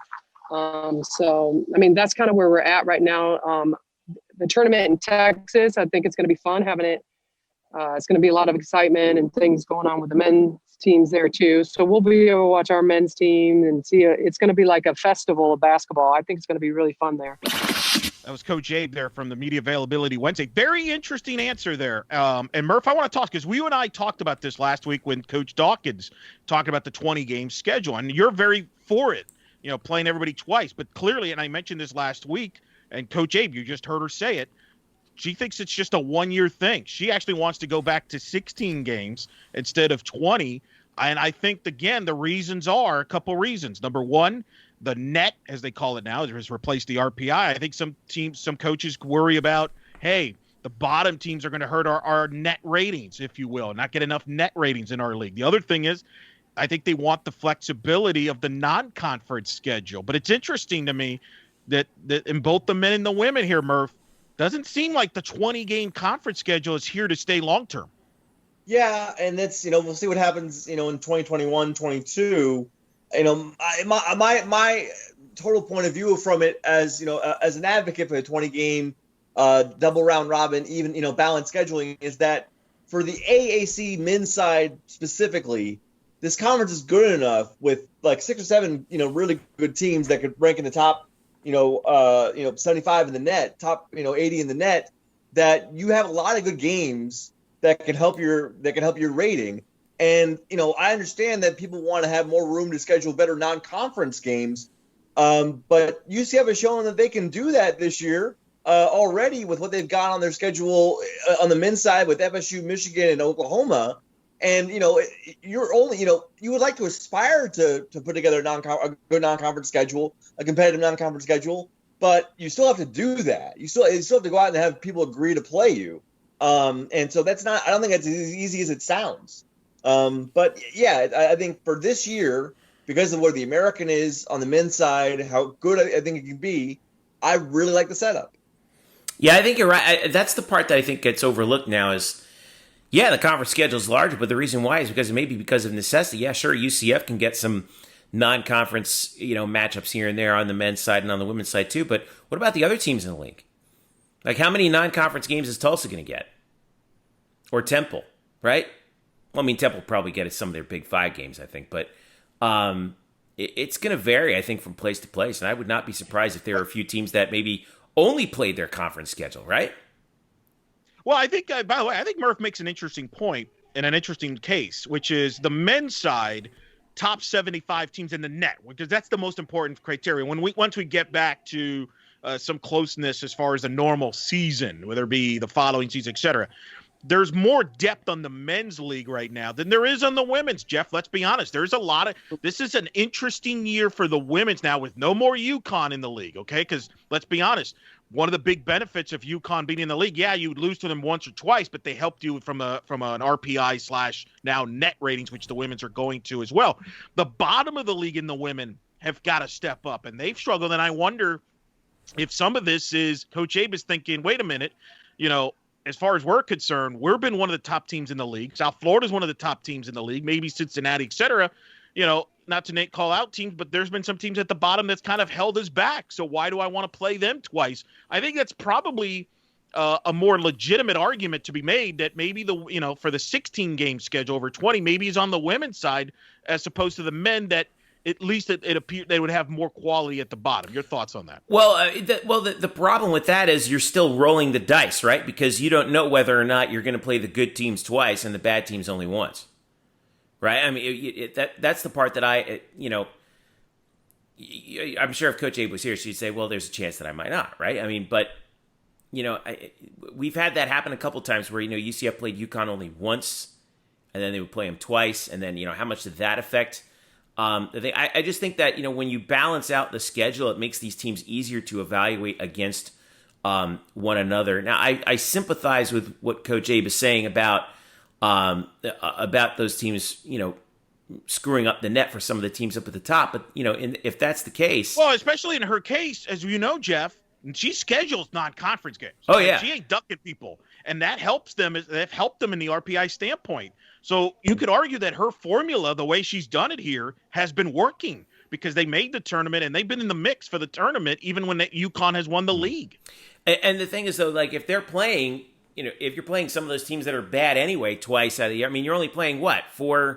There's 4 teams that you're only playing once in a 16-game slate, at least when we had 12 teams in the league. Well, I think the bottom line is the league's got to step up in the bottom because that's on the teams at the bottom. That's on those schools, right? Right. I mean, right? Because how many times, Jeff, did we have done shows the last 2 years where like, man, they can't afford to lose this game. They can't. It seemed. It was a lot. You know what I mean? And I think that's where I think Coach Abe would argue about the 16 game is, boy, if you're playing these teams, you're in a no-win situation too many times. You're going to get clipped more times than not, right? And so it's unique. It's interesting. I'm with you guys. I like the 20, but I understand both sides of it. And I think I look forward to those conversations moving forward down the road once we kind of get to that point. But right now we know this. It'll be 20 games, and I just hope we get to see them on the court and compete, which, hey, the conference title is going to be on the line this year. We don't, it's wide open. There's going to be a tournament, and it's going to be a coincidental tournament, too, with, I think, the women's championship is the same day as the first day of the men's tournament. Is that right? That's correct. That's got Brian Murphy's name written all over it. Oh, yeah. Right there. You know it. Absolutely. Basketball Palooza at Dickies Arena, baby. Look, I'm there. There's really nothing. There's very few things in sports that are better than like 4 basketball games in a single day from a single setting. As a man who used to go to a lot of Pac-10 tournaments back in the day, those are a hell of a lot of fun. So I'll take all the basketball you can give me in a single day. Please, I love it. There's nothing better than that. I wish actually that the men's and the women's team tournaments were actually happening at the same exact time, like they were going on across. Do you see what Conference USA does? Whoa, wait. I'm serious. Have you seen? Listen. Did you see what Conference USA does?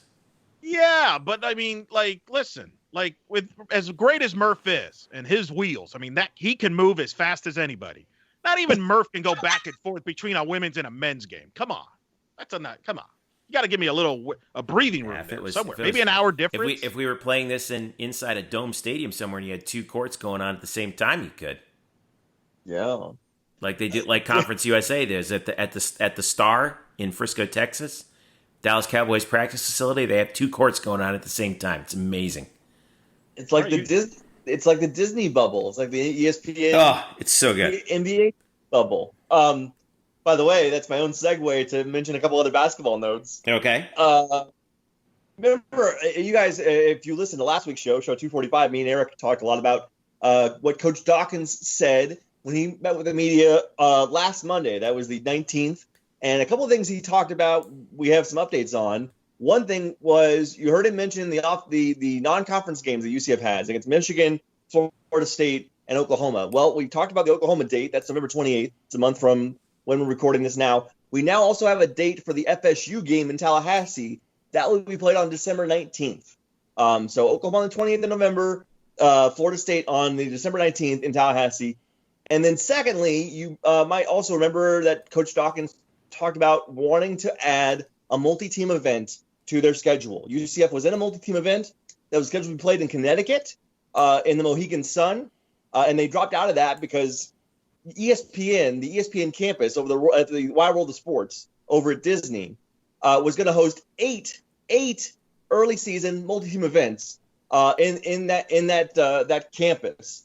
One thing about that though, they've all been canceled because apparently ESPN and the participating schools in those 8-team events, they couldn't all match up on the stringency of the testing protocols that each school would have to go through to meet ESPN's standards. Couldn't figure out the bubble. They could not. They could not set it up to where each school could meet ESPN's standards for testing protocols. And so all of those events that UCF was looking to get into for their multi-team event, they're going to have to find something else or nothing at all. Certainly, if you've been following that this week, you've seen reports and whispers that there are some coaches who believe we will not have any non-conference basketball this season. It'll be only conference only, which would really suck for UCF, considering, again, Michigan, Oklahoma, Florida State. But you just don't know. And that might end up being the road we go down. And right now, I think UCF is kind of scrambling without that multi-team event available. What do they do with their non-conference slate? What do you think is going to happen? Like, do you think that they'll be able to pull something together here, or is it going to be like football, where everyone's thought that there would be a in-season scramble for non-conference games, and then all of a sudden it turned out that it just didn't materialize? Yeah, I think that's going to be kind of it. Is like they're going to hold on to the non-conference as long as they can until they can't.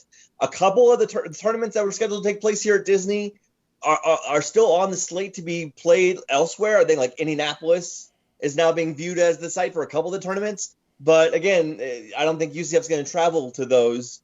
And so, yeah, right now it's all tentative. Everything's tentative. Life is tentative. We're day to day, as it were. But I think right now the UCF hopes to get those non-conference games in. But it just seems more and more a possibility that we won't have any of it. And that would be too bad because it's some really attractive matchups that we talked about. Do you think that maybe if that happens, that they roll those matchups forward into upcoming seasons?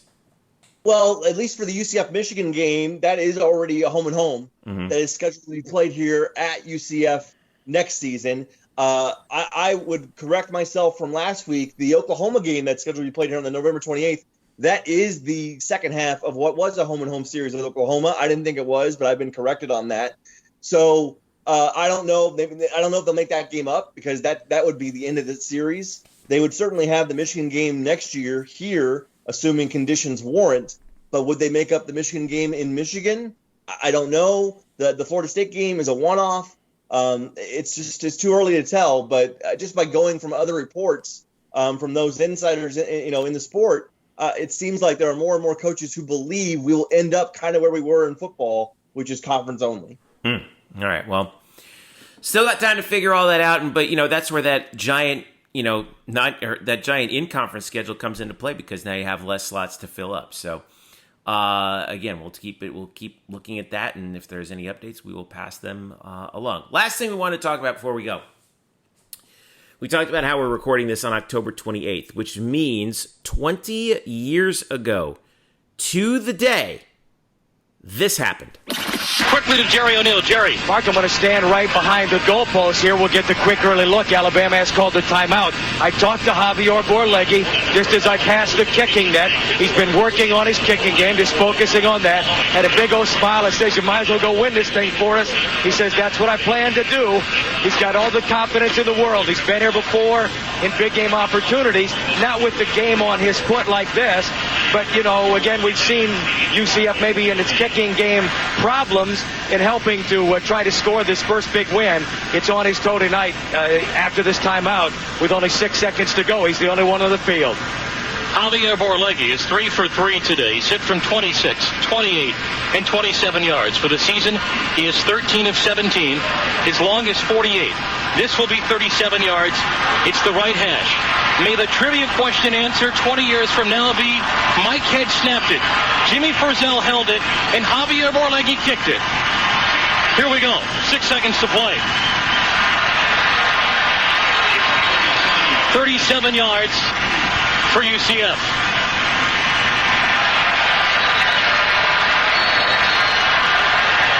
And here we go. Head will snap.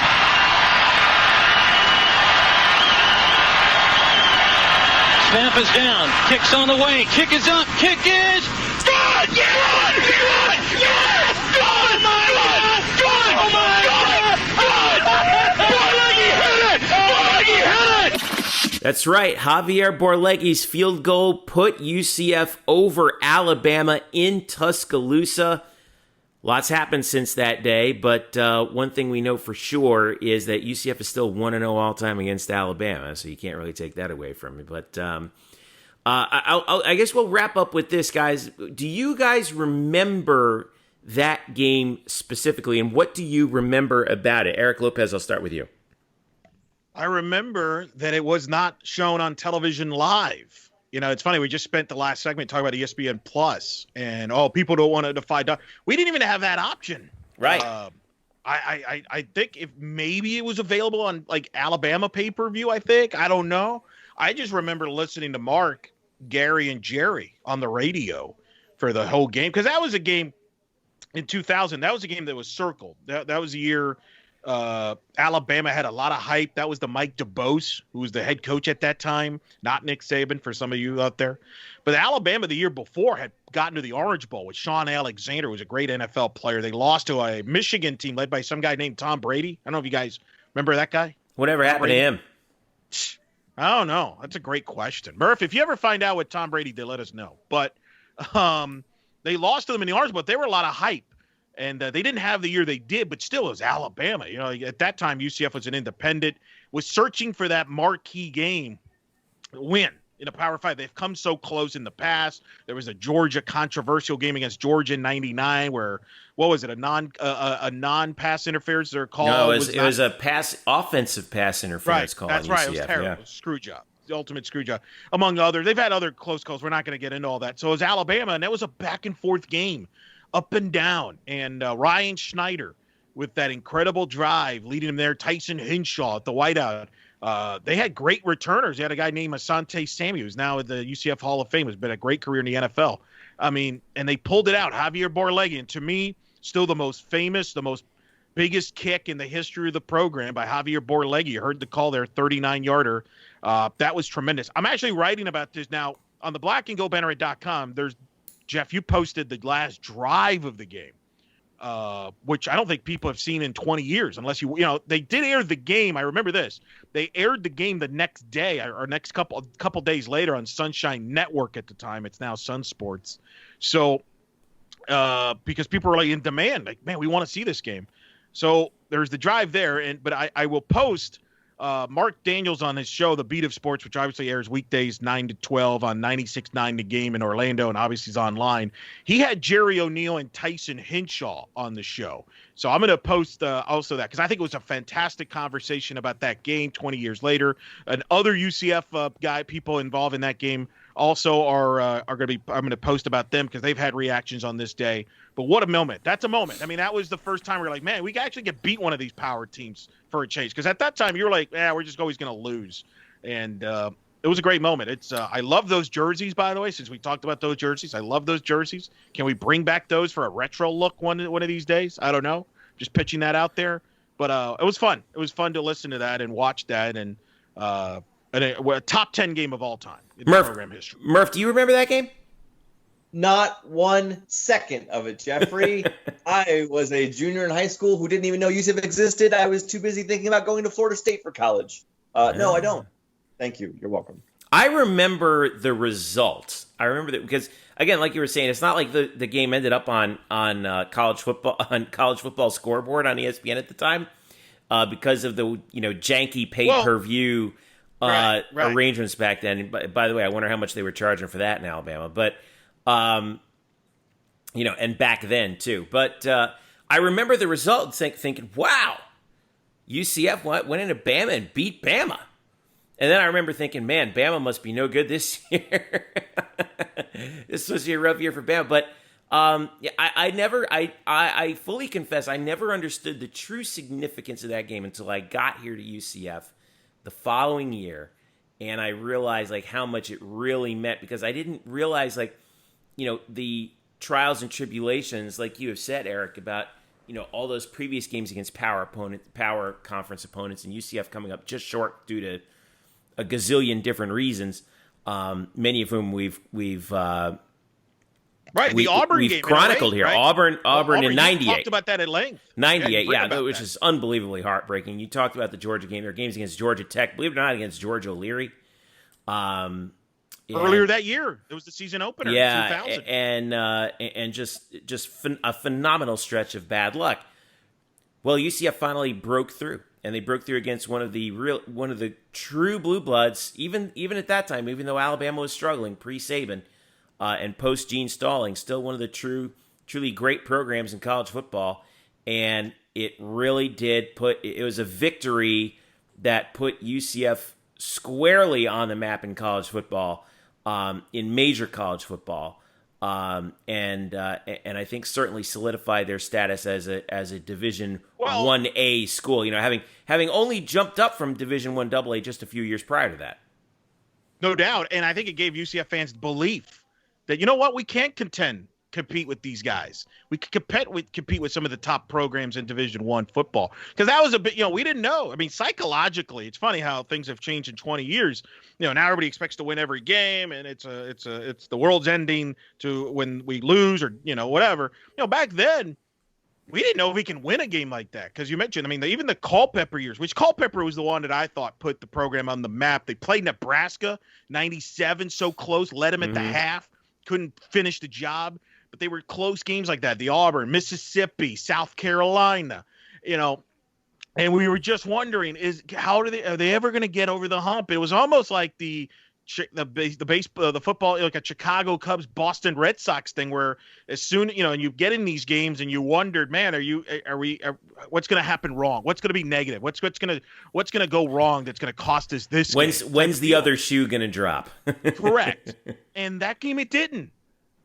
And it's funny, that Borlegi kick, man, it's the biggest kick ever. Because that kick, I remember listening to it on the radio, and I remember, and you played the clip, Mark's call, and it's weird. Sounds weird to say this, but I was listening to it at home on the radio. I felt like that kick took like 10 minutes. It didn't, obviously, but it felt like 10 minutes. Like, my God, did he make it? Did he make it? And then Mark obviously goes berserk, and Gary, and it was just and you could sense the emotion for them, because they were obviously involved with it they were all part of all those tough losses and those trips back and forth. And it's the highlight of the Mike Kruczek era by far. And it was just tremendous moment. It was a great game, and I know it's out on YouTube and stuff. I recommend you watch it. It's a great moment. Ryan Schneider's defining moment. He was a freshman playing at Alabama, homecoming at Alabama. He was tremendous. Tyson Hinshaw and company. It was a huge moment there for that program and for that at that time frame. By the way, thanks to Drew Gluchow for finding that clip of that last drive and getting it up for us. That was a huge find, and we owe Drew a lot of thanks for that, because I think a lot of people thought that maybe that game could have been lost to time because of how just bizarre the arrangement was. But now we finally got it, and to watch that drive, I highly encourage you, just like you were saying, Eric, hop on to blackandgoldbanneret.com, watch that final drive, and look at the composure that Ryan had, and you see, what was really happening, with this, big kid from Plantation who could really throw the football, and is now the head coach at Cocoa High School and having incredible success there too. So, shout out to Ryan, shout out to Tyson Hinshaw, Mike Kruzek, Jimmy Frizzell, who also had he had a catch that would have set up the field goal, except for the fact that there was a holding penalty on Alabama. And UCF took the penalty rather than the catch, so they wiped out poor Jimmy's catch.